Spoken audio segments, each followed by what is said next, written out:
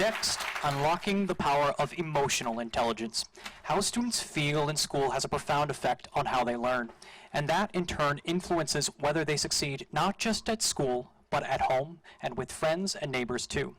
Here to explore the link between how we feel and how we learn is Dr. Marc Brackett.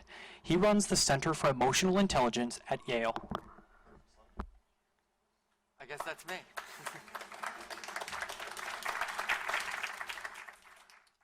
Good morning, everyone. Can you hear me all right? Okay, great.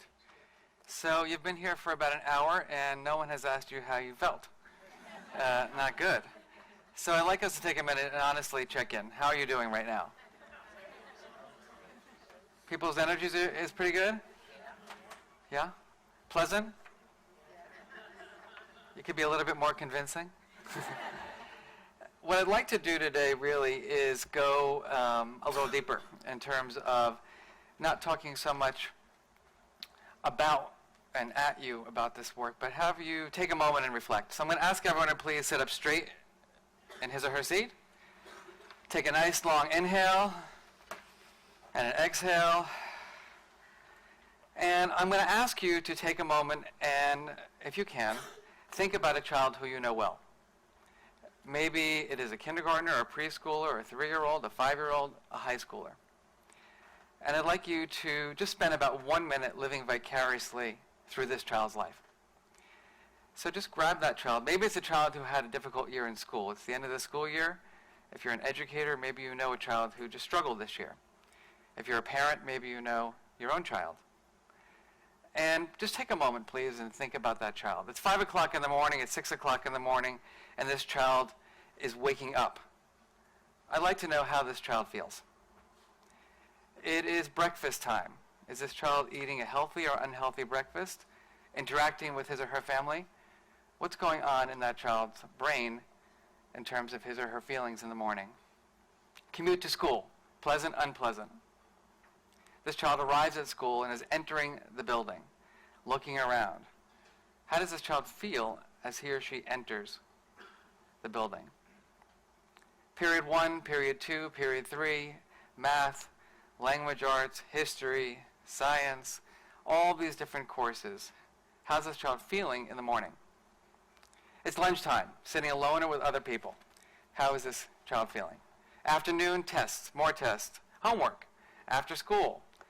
Where is this child after school? How is this child feeling? It's dinner time. Eating with others, eating alone, eating healthy, unhealthy. How is this child feeling? It's the evening, and this child is doing something either at home or on the streets. How is he or she feeling? It's about time to go to bed, and this child puts his or her head on the pillow. How is this child feeling before he or she goes to sleep at night? So just take a moment and just digest that for a moment, please. How many of you believe that this child that you were seeing is experiencing a roller coaster ride of emotions? Please raise your hand. How many of you see this child experiencing somewhat more unpleasant emotions? Raise your hand. Okay. So the big question that we have in our center and the research that we do is, how do these emotions matter and why do they matter? And they matter from our perspective for 5 primary reasons. The first is attention, memory, and learning. How this child feels is influencing his or her cognition. I can tell you this from my own life. So as a middle schooler, I wasn't a professor, right? I wasn't a martial arts instructor. I was a wimp. And I really was. I was insecure and anxious. And I was bullied pretty badly. And it's very interesting, as I think back about my middle school years, I have zero memory for anything I ever learned. Just no memory. I only remember the vicious behavior. I remember being hit. I remember being written on. I remember being pushed into a locker. No memory of any content. Why is that? Because my brain was operating in survival mode. I wonder who's going to be my friend, right? How am I going to get home safely? I could care less about the Roman oligarchy or Lewis and Clark. And we know that's happening with many of our nation's youth right now. That it's not just about maybe being bullied, but it's about the toxic stress that they're living with that is impeding their ability to learn. The second is decision making. Has anyone here ever made a bad decision? Turn to your partner and share.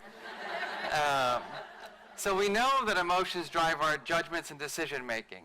When you think about this child, Do you believe this child is making poor decisions as a result of the emotions he or she is experiencing? We know that educators' emotions matter too.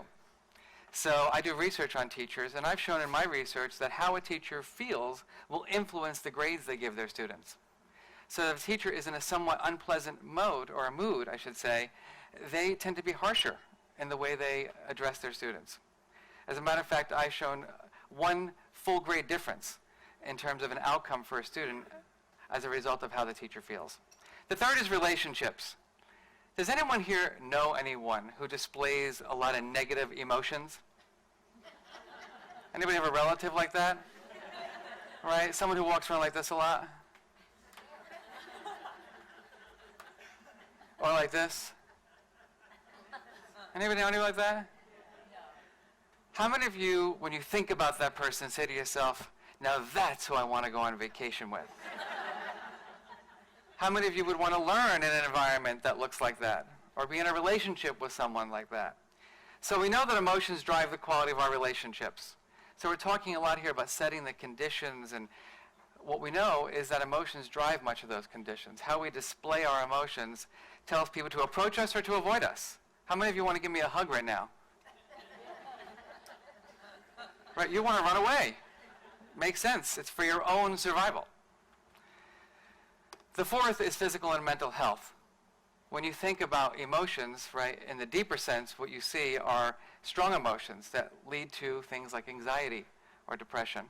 And if kids don't have the ability to label those feelings and strategize and communicate about them, guess what's going to happen? They're going to feel these emotions and these intense experiences and not be able to perform at their best.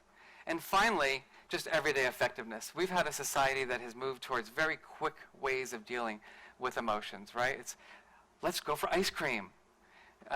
Let's go out for dinner. I did a talk recently with about 1,000 parents, and I gave them a really challenging situation, and the one mother said, well, we'll just get you a tutor. Right? The next mother said, well, how about ice cream? I was giving an example in my own life about failing my yellow belt test, which is devastating to me once I was trying to become a tough guy. And one mother and father said, well, we would just go buy you a yellow belt. Like, that's great. That's going to, you know. Thank you for the empathy, support, and skill building.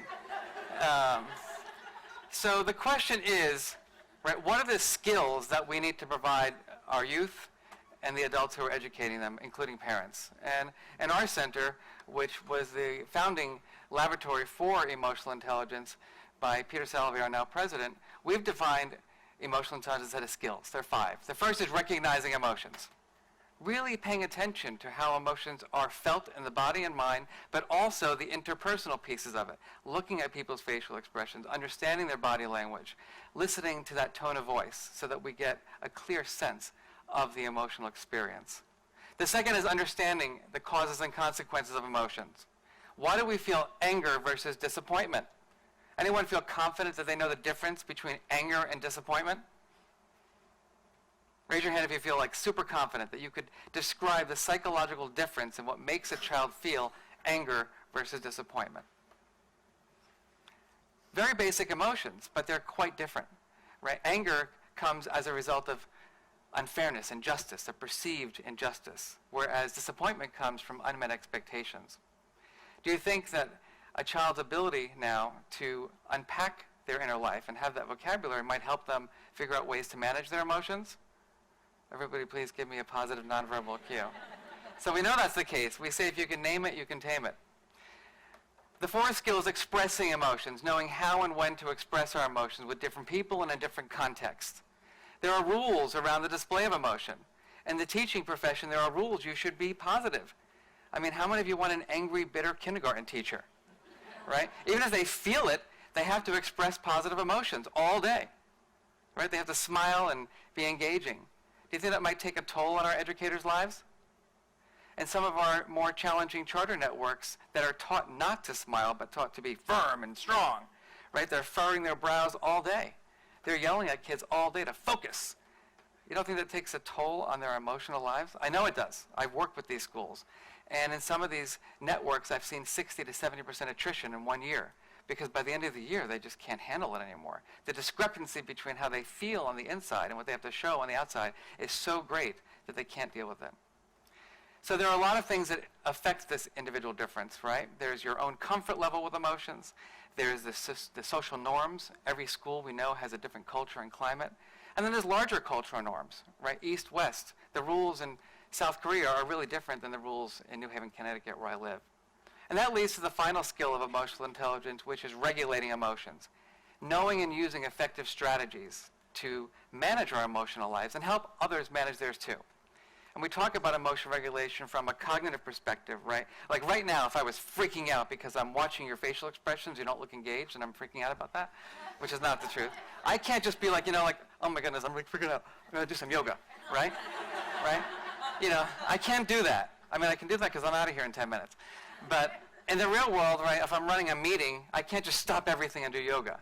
Right? I've got to have the ability to manage my emotions here. Right, to engage in positive self-talk, to engage in positive reappraisal. And then later on, I can call a friend or I can go do my yoga. So what we've studied are children and adults. And what we've learned is that children with greater emotional intelligence have the outcomes that you can see here. They're less anxious, they're less depressed, they demonstrate increased pro-social behavior, they perform better academically. We also have shown that they have greater leadership skills as rated by peers and their teachers. They're more attentive, they're less hyperactive in school, and they perform better academically. So it's pretty darn clear that children who have these skills of recognizing and labeling and regulating their emotions just are healthier, happier, and more effective. We've also studied teachers, and guess what? Go figure. They're healthier, happier, and more effective as well.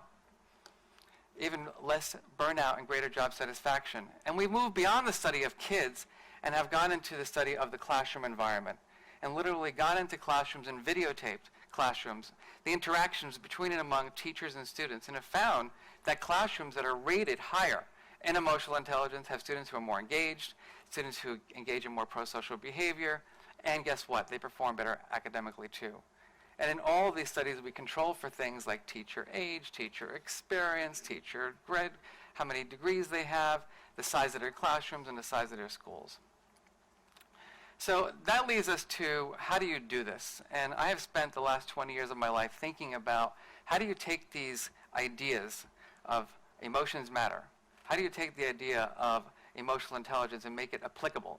How do you move it away from a program, per se, and into an approach where every stakeholder, from CEO or superintendent to school leader to teacher to student and families, are learning these skills in ways that can help promote a more effective school environment. And here's one example of a tool that we provide. So we say there's way too many rules. I hated rules when I was a kid. I did everything I could to break them. Keep your hands to yourself. Don't run in the hallway. Don't do this. Don't do this. Don't do this. Respect your neighbor. But no one's ever taught how to do this. So in our work, this is Dawn DaCosta, who is one of my heroes. She is a principal of a school in Harlem, New York called the Thurgood Marshall School and has transformed her school. And this is the charter that she built. It's called the Emotional Intelligence Charter, and it starts with asking her faculty first to describe how they want to feel. How do you want to feel working in this school? And they say things like, I want to be inspired. I want to feel challenged. I want to feel supported. I want to feel valued. I want to feel appreciated. And then to describe the behaviors that they can engage in to create that positive emotional climate. And this, by the way, is done for kids. It's done in private schools. It's done in boarding schools for the dorms. It's done in all learning environments. I just got back from Seattle Public Schools, where I built the charter for the entire district cabinet. The next tool that we use we call the mood meter. And we say, as I said earlier, if you name it, you can tame it. The mood meter is a tool that helps us build emotional awareness. So right now, all of you are feeling something, whether you're conscious of it or not. You're feeling some level of pleasantness here, from -5 to +5. -5 would mean that right now you're thinking to yourself things like, I can't believe I got up so early to come hear a guy from Connecticut talk about feelings. Right? Like, are you kidding me? Like, that's what I'm doing right now with my career? So some of you may be there. I don't like you, but some of you may be neutral. You may be thinking like, whatever, it's, whatever. And some of you may be saying to yourself something like the following. Like, there are no words in the English language dictionary to describe the level of pleasantness and enthusiasm that I'm experiencing right now. You also have some energy. All of you right now are feeling energy in your body. Some of you may be in your deepest pool of despair. You're feeling sapped at the end of the rope. Some of you feel energized. You just have so much energy you can't contain yourself. Looking around the room, I'm not sure anybody's there, but we'll try it. So think about where you are right now. Yellow, high energy, pleasant emotions. How many of you are in the yellow? Raise your hand. All right, I got a lot of work to do. Right. By the way, if you're in the yellow, like, this is not a good indication, right? Like, yellow is like, yes. How many of you are in the green? You're feeling pleasant but lower in energy. Anybody in the blue or the red today? No one's at least willing, right? This guy's looking, who's the angry one? So that's all of you here. Now, it's the end of the school year in many of our nation's schools. How many of you think there's some teachers in the blue or the red? How many of you think there are some students right now in classrooms that are in the blue or in the red? And my question to you is, what are we doing to support those kids? What skills, what strategies, what tools are they learning to help support them? So this project that we call the Mood Meter helps us to teach kids and adults the facial expressions, the body language, the vocal tones, the physiology, even the behavior associated with each quadrant. It helps us to build a sophisticated emotion vocabulary.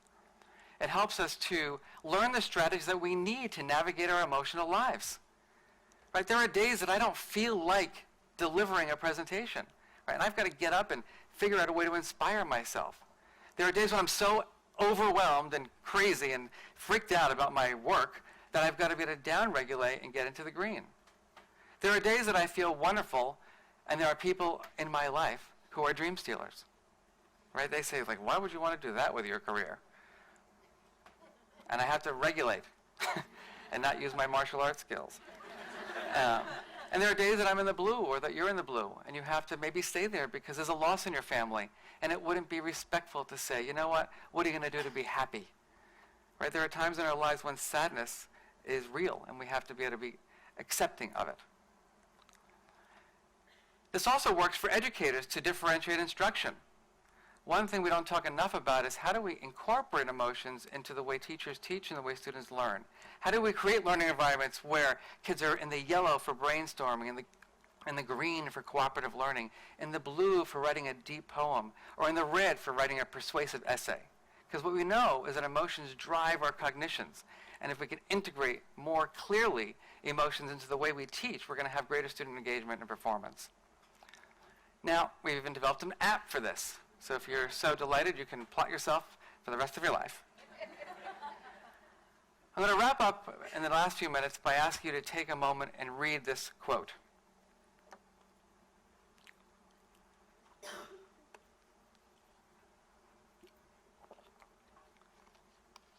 Many of you know Viktor Frankl. He is one of my heroes as well. He was the author of a book that many of us read in high school called Man's Search for Meaning. He's also a Holocaust survivor and a psychologist. And whenever I'm feeling stressed, whenever I'm about to act in a way that doesn't align with my values, I always think about this quote, right? Because what it says is between stimulus and response, there is a space. Think about that space. Most of us have a very short fuse, don't we? We go from emotional trigger to reaction. We don't necessarily build the space that he says. And in that space lies our freedom and power to choose our response, and in our response lies our growth and freedom. So I spent considerable time thinking with colleagues of mine at Yale, how do we take these principles and teach skills as a result? And we have a tool, for example, that we call the meta moment. It has 6 steps. And we argue if you take our 6 steps seriously, you can avoid the 12 steps later. So the first step is something happened. You are triggered by something real or imagined. How many of you have triggers? Right? As a professor, I get triggers all the time. I get students who say, Professor Brackett, I've got a question, but like, I'm not sure you know the answer. It's like, okay, thank you. And my gut reaction is to be like, you blank, blank, blank, blank, blank, blank, blank. But I have to go back and remember that I'm the director of the Center for Emotional Intelligence. And let me tell you, it helps. So we have those triggers. Our students have triggers. Those triggers activate their biology, their physiology, their brains in ways that are not necessarily helpful. We have to teach them how to breathe to activate their parasympathetic nervous system so that that cortisol doesn't hijack their brain so they can't problem solve effectively. We also have to teach them how to be their best possible selves and how to regulate their emotions accordingly. So, very interestingly, what we found in our work, this is a group of 150 school leaders, they said that their ideal self, their best possible self, was as someone who was more compassionate. And I just think that's pretty interesting that when I asked 150 principals about their best selves, they said compassionate was the answer. That's the mindset that they wanted to have as a leader in their school. So we've shown pretty definitively that these skills matter. They make a huge difference in schools. They help kids with their anxiety, with their depression, with their social skills, with their emotional skills. They improve school climates as well. And I'm going to wrap up by saying a few things. One is that all emotions matter. This is not about like dealing with anger management or stress management. All emotions matter. I think you'll agree that how you feel each day is influencing all the things I mentioned about attention, memory, learning, decision making.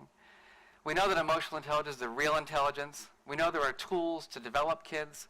And we also know that in the end, right, it's a school's decision to either neglect or nurture children's emotional development. So my last slide has two kind of purposes. The first is that because I'm a lonely academic, I've decided to partner with Born This Way Foundation, which was founded by Lady Gaga this year. And we have started a project that we're calling the Emotion Revolution. And we are asking this year high school students to share with us, how do you currently feel? Like, how do you feel in your school when you go every day? But more importantly, how do you want to feel? And what we're going to do is hold a summit at Yale where we're going to have kids be the change agents. They're going to tell us what needs to happen to bridge the gap between where they are now and where they really want to be. And I'm going to end really with a call to action.